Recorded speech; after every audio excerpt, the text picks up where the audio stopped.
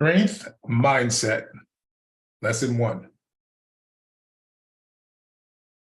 Never quit again. I wrote this portion because the biggest problem with most people is sticking to a fitness program. There's a lot of reasons people quit, and there's a lot of excuses people use to quit. Usually it's an excuse. I call reasons things that there is no other way around it. Like, I didn't make it to the gym today because I got into a car accident. Okay. I didn't eat the way I was supposed to today because I got stuck in traffic. And then when I was stuck in traffic, I got caught at the office and I got in line at DMV. Like, those are legitimate reasons. I didn't eat what I was supposed to because we went out, and when we go out to dinner, my husband really likes when I order the same food as him, all those kind of things.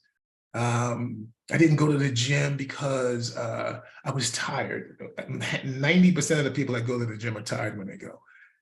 There's times when you don't want to go, and there's times when you shouldn't go. And most of the times you just don't want to go.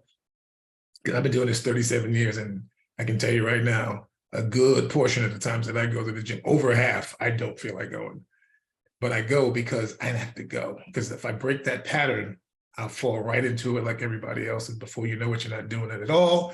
And then you're upset with yourself, and you go into a spiral and blah. So we want to prevent these spirals, okay? Never quit again. No more. We got to watch what excuses we use and what reasons we use. Reasons are perfectly fine. Excuses, we have to stop. It should not matter what's going on in your life. It shouldn't matter. Sometimes you can't go because of stuff, but that shouldn't be that often. That's not an everyday occurrence. That's not, oh, I couldn't go for 3 weeks. You know what I mean? People act like because they're having tough times, they can't go someplace for 50, 45 minutes, 30 minutes to do the treadmill. They act like they can't do it. And it's just not true, because if somebody called them and said, hey, let's go grab a beer, they find time for that beer.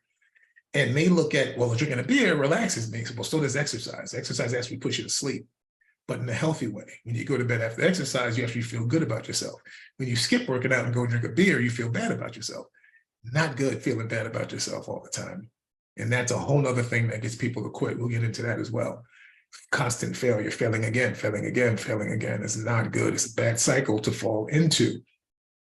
So I found it the best way for me to not to make less excuses and make sure that I'm getting into the gym all the time is I look at it as a life or death thing. This is about my happiness, and my happiness is my life.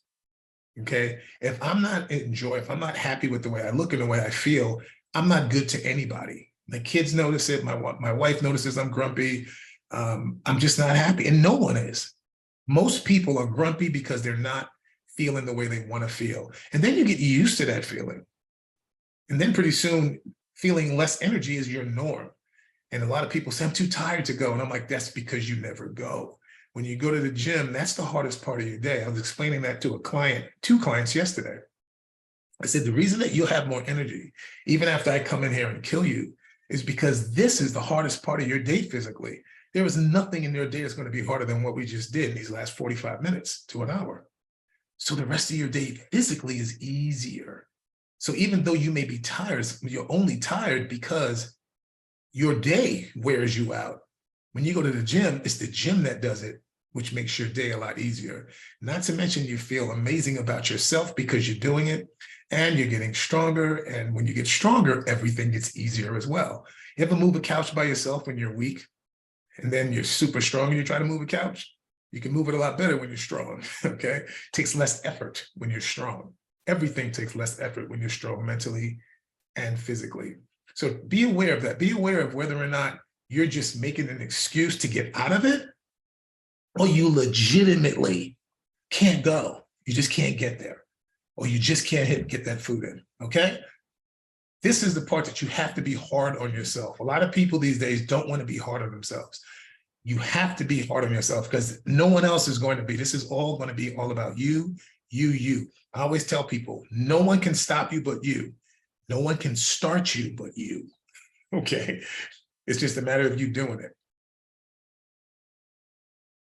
Set goals that actually matter.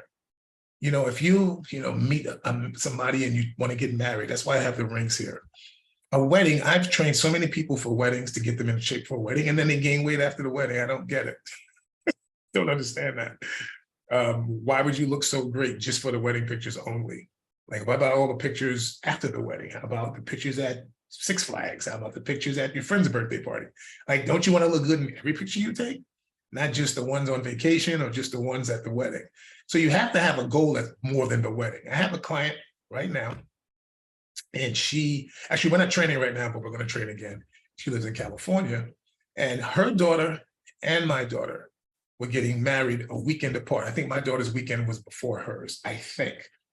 And she wanted to get in shape for it. She was 63 years old. We ended up getting her down to her high school weight. Okay. She looked incredible. She bought this beautiful dress. She was so proud of herself. Her husband was happy. I mean, it's great to watch people get in shape and watch their spouses light up when their wives look like they used to look. It's kind of cool. Husbands too. I've seen husbands get in shape and their wives look at them like, ooh, yummy. I think it's awesome. So setting goals that matter. The wedding is fine, but that has an end date. That has an expiration date. So what I did, and you can use this if you want, I basically made a vow to myself that I will be in shape for the rest of my life. I will never let myself go. I will be the best version of myself. That's why this is called Be the Best Version of Yourself Always, because that's the vow I made to myself 30 years ago. And that's why I haven't stopped. Okay, I had a friend ask me online from Palm Springs. His name is Greg, and he goes, hey, Idris, he texts me. He goes, how are you doing it? How do you do it? And I go, what do you mean? I go, he goes, I don't know. How do you do it? He really couldn't explain what he was trying to say. And I said, how do I have the motivation to stay in shape all these years?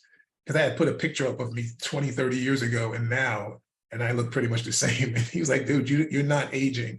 And I said, well, I vowed 30 years ago to be my best version. And I can't be my best version of myself if I don't eat right, exercise, study spiritually, religiously, everything. Be a better husband, a better friend, a better trainer, a better father, everything. If I want to, I got to be better everywhere, kinder, gentler, everything. Things that work, things that make people want to be around you, things that uplift people. And you can't uplift people when you're down. And if you don't like your body, you're down. If you don't like your energy levels, you're down, okay? So set goals that matter, set goals that are a little bit harder. And we do our goal setting, we're going to do it together. And we're going to kind of talk about it a little bit and come up with some, because a lot of times people come up with goals and I'm like, okay, that's a little lofty. We can do that as a long-term goal, but let's come up with some short-term goals first. But because I don't ever want to stop somebody from going for it. You know what I mean? I had a guy who was 55 at the time. John was 55, and he's a traveling salesman, travels all over the world. He said, just give me my training, my diet. I trained him. He lost 50 pounds from 225 to 175. He goes, hey, I want to do a bodybuilding show. I'm like, why would you want to do that? Are you out of your mind? No, I want to challenge myself. I go, cool, you got it. Next thing you know, I bulked him back up to 196, this time with lean muscle, not 20 pounds of it. 20 pounds does not equate to 20 pounds of muscle. It's just 20 pounds. Muscle, probably 7 pounds. So, and then I dieted him back down, back to 175, got him on stage. His wife, that was the one where I said his wife was like, oh my God, look at him. And then she saw some guys younger than him, and she was like, can you make him look like that? And I said, is that a special order, ma'am? So it was really cool to watch a couple that's been married 30 years light up their relationship, throw a little spark into their relationship. And that's what we all need, isn't it? And you've been married for a while with someone. It's nice to see them looking young, looking beautiful again, or looking handsome again, or thin, whatever it is. It's nice to see. So set some goals that actually matter.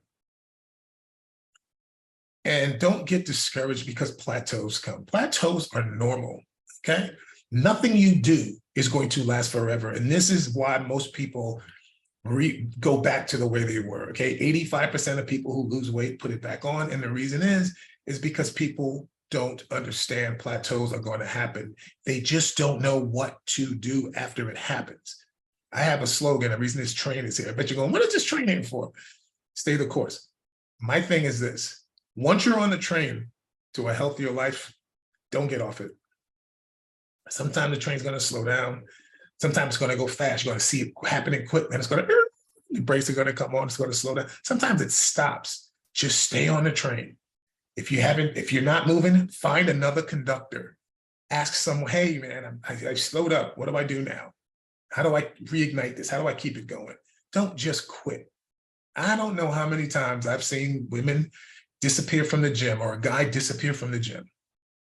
And I don't, I don't notice that they left, but I do notice when I see them again that they look like they put on weight and I haven't seen them. So I'll go, where have you been? I haven't seen you in a while. How long has it been, man? Like 2, 3, 4 months?